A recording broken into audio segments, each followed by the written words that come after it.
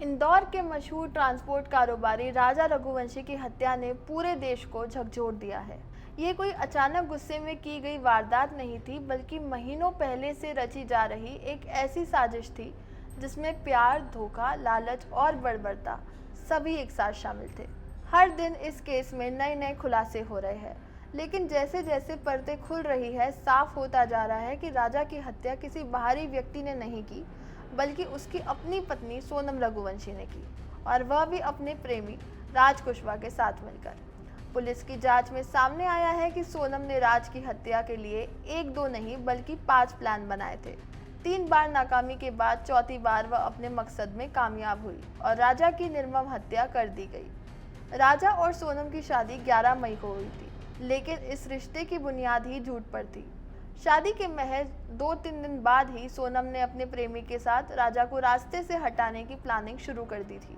Police को दोनों के बीच की चैट्स मिली है, जिसमें सोनम ने लिखा था कि राजा उसके करीब आ रहा है जो उसे पसंद नहीं है।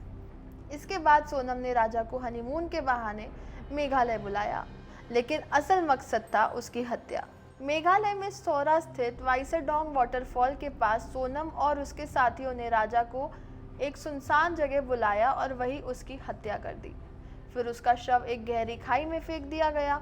पुलिस को 2 जून को यह शव बरामद हुआ था, लेकिन ये साजिश खत्म नहीं होती। सोनम ने खुद को भी मृत घोषित करने का प्लान बनाया था, ताकि वह अपने प्रेमी के साथ एक नई जिंदगी शुरू कर सके। पुलिस जांच में खुलासा हुआ है कि वह एक महिला की हत्या कर उसका शव स्कूटी के साथ जला देना चाहती थी, या उसे नदी में बहाकर ऐसा भ्रम फैलाना चाहती थी कि राजा और सोनम दोनों की हत्या हो चुकी है। हत्या के कई दिन बाद सोनम लगभग बेहोशी की हालत में उत्तर प्रदेश के गाजीपुर में मिली थी। शुरू में उसने इसे लूट और अपहरण की घटना बताया, लेकिन जब पुलिस ने इसे शिल्लॉन्ग ले जाकर प्रेमी राज कुशवाहा के आमने सामने कराया तो सोनम टूट गई और उसने पूरी सच्चाई उगल दी। कैसे बनाई गई 5 बार हत्या की प्लानिंग? पुलिस की जांच से ये पता लगा कि राजा को मारने के लिए सोनम और राज ने 5 बार योजना बनाई थी। हर बार हालात ऐसे बने कि हत्या को अंजाम नहीं दिया जा सका, लेकिन उन्होंने हार नहीं मानी। पहली कोशिश थी गुवाहाटी में। योजना थी कि राजा को गुवाहाटी में ही खत्म कर दिया जाए, लेकिन परिस्थितियां अनुकूल नहीं थी। दूसरी कोशिश नौगरियात डबल डेकर रूट ब्रिज घूमने गए थे। योजना बनाई गई, लेकिन शव छिपाने की जगह नहीं मिल पाने के कारण प्लान फेल हो गया। तीसरी कोशिश मालवीय खात और वाइसरडोंग के बीच। आरोपियों ने सोचा कि जब राजा शौच के लिए बाहर जाएगा तब हमला करेंगे, लेकिन वहां खतरा ज्यादा था, पकड़े जाने का डर था। चौथी बार वाइसरडोंग में हत्या। यह प्लान सफल रहा। सुनसान जगह में बुलाकर राजा की हत्या कर दी गई और शव खाई में फेंका गया। 5वां प्लान डाव की। अगर वाइसरडोंग में हत्या नहीं हो पाती तो अगली जगह थी डाव की, जो बांग्लादेश सीमा के करीब है।